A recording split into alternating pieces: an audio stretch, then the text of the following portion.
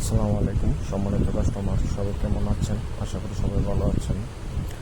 আমাদের একজন customer 10 MPR battery charger order করেছেন, তার জন্য এই চার্জারটা তৈরি করলাম।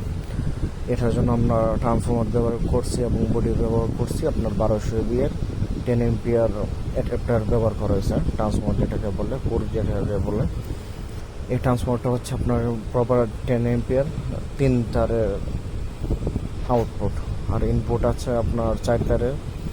আপনারা চাইলে এই ট্রান্সফার দিয়ে আইপিএস সার্কিট দিয়েও আপনার আইপিএস বানাতে পারবেন। এটাতে খুবই খুবই হাই কোয়ালিটিভাবে তৈরি করা হয়েছে।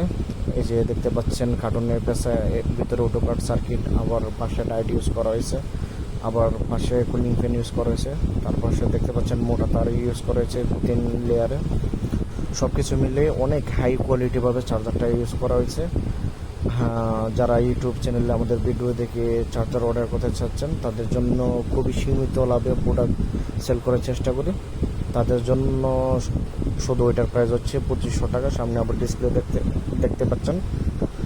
এই ডিসপ্লেতে দেখতে পারবেন যে আপনার ব্যাটারিতে কত ভোল্ট চার্জ আছে না আছে, তারপরে লো কাট হাই কাট সব কিছু দেখতে পারবেন, কত ভোল্টের লো কাট হয়, কত ভোল্টের হাই কাট হয়।